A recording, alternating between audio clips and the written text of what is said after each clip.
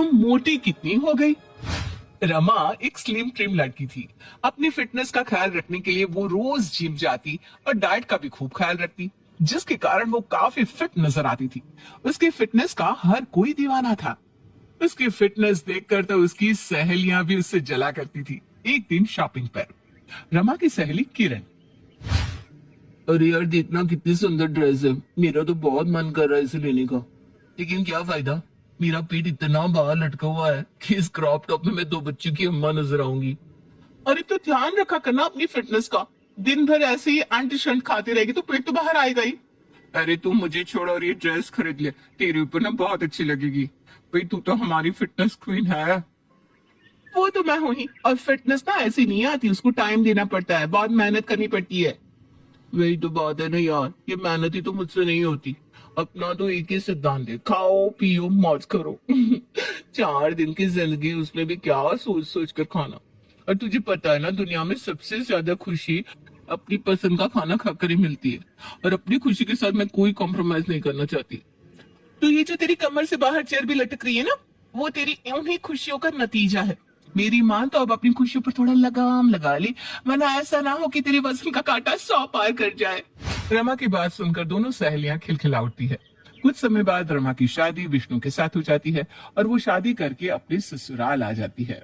शादी के बाद देखो रमा बहू, हमारे खानदान की यही परंपरा रही है कि बहू सास की जिम्मेदारियां अपने ऊपर ले लेती है।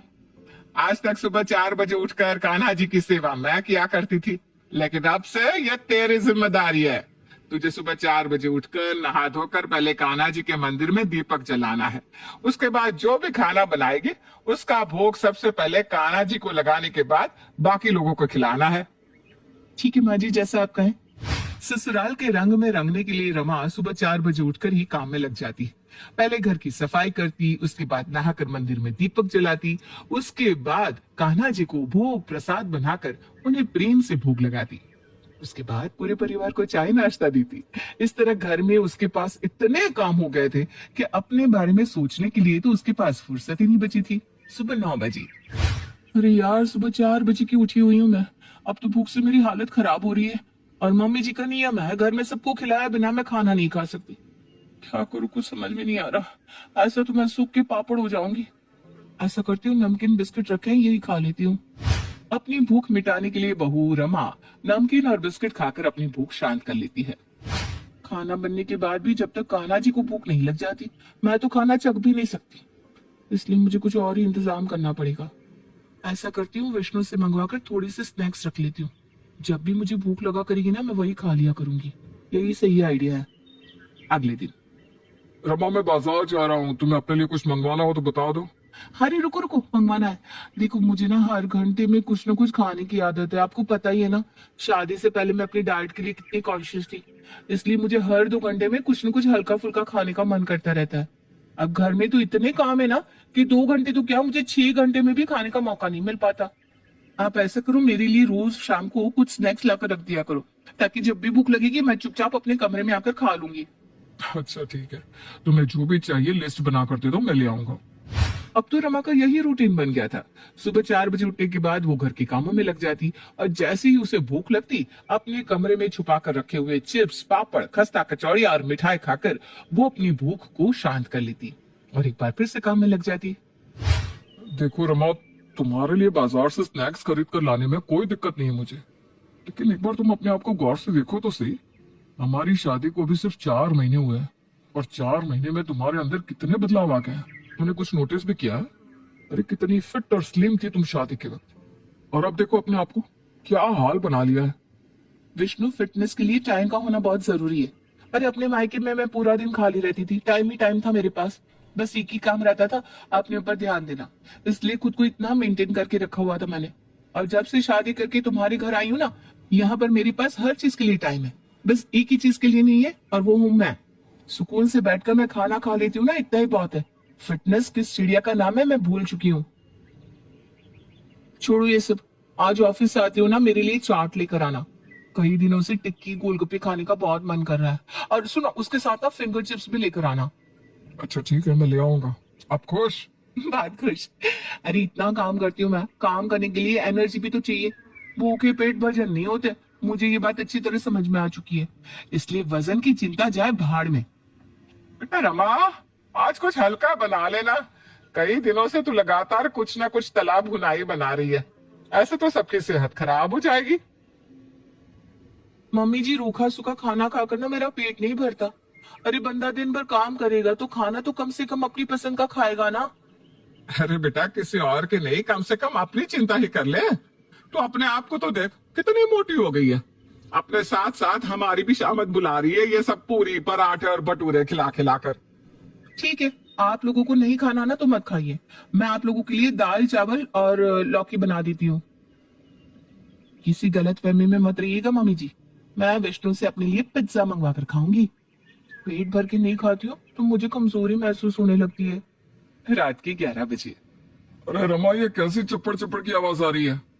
विष्णु लाइट ऑन करता है तो देखता है रमा कमरे में बैठी रसगुल्ले खा रही है। रमा, ये कौन सा टाइम है रसगुल्ले खाने का? मैं तो सो भी चुका था और तुम यहाँ मिठाई खा रही हो। तुम्हें अपनी सेहत का जरा सा भी ख्याल नहीं है। अरे मोटापा देखो अपना, हुआ क्या है तुम्हें? अरे जब 4 आदमियों का काम मैं अकेले करती हूँ तो खाऊंगी भी ना। सो जाओ आप, मुझे कुछ नहीं होने वाला। सुपर। बेटा रमा, शाम को बुआ जी के यहाँ चलना है, उनके पोते का जन्मदिन है, तैयार हो जाना। ठीक है मम्मी जी। शाम को रमा पार्टी में जाने के लिए तैयार हो रही होती है, लेकिन उसे तो शादी के समय तैयार किए हुए ब्लाउज में से एक भी ब्लाउज फिट नहीं आ रहा था। किसी तरह सिलाई खोलकर वो एक साड़ी पहनकर बर्थडे पार्टी में पहुंच जाती है। पार्टी में, अरे भाई रमा, कितनी मोटी हो गई है तू तो। हम तो तुमको एक बार देखकर पहचान भी नहीं पाए। भाभी, ऐसा क्या खिला दिया इसको, बिल्कुल गुब्बारे की तरह फूल गई है।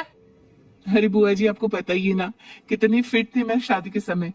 बस ससुराल का पानी सूट नहीं किया मुझे। जब से यहाँ आई हूँ 2 ही रोटी खाती हूँ, फिर भी पता नहीं क्यों वजन बढ़ता ही जा रहा है। बेटा, तेरा वजन पानी से नहीं, वो जो तू ठूस ठूस के जंक फूड खाती है ना अपने कमरे में बैठ के, उससे बढ़ रहा है।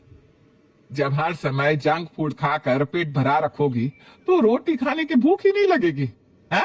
पेट में जगह ही कहाँ बचती होगी रोटी खाने के लिए। और ये मत समझना तुम कमरे में बैठकर खाती हो तो हमें पता नहीं चलता। अरे पता हमें सब रहता है। अरे बेटा, थोड़ा कंट्रोल करा करो। ये ब्लाउज देखो, ऐसा लग रहा है अभी फट जाएगा बेचारा। रमा की सास का इस तरह सबके सामने उसको जंक फूड खाने के लिए ताना मारना रमा को बिल्कुल भी अच्छा नहीं लगा था। इसलिए पार्टी से लौटकर नाराज होकर वो अपने मायके चली जाती है। अरे यार रमा, तू अपने मायके आई हुई और तूने हमें बताया भी नहीं। तू कितनी मोटी हो गई है यार, ऐसा क्या खा रही है ससुराल में? तूने तो मुझे भी पीछे छोड़ दिया। अरे बस करो ना यार, मोटी हो गई मोटी हो गई सुन सुन के मेरे कान पक गए। ऐसी कौन सी ज्यादा मोटी हो गई हूँ मैं? ठीक है तो हूँ। हाँ, 55 किलो से 75 किलो की हो गई है और तुझे लग रहा है तू ठीक है। अरे यार, तू तो सबको फिटनेस का पार्ट पढ़ाती थी, तुझे क्या हो गया? क्या बताऊं यार, ससुराल में इतना काम है ना कि काम करने के बाद मुझे बहुत भूख लगती है।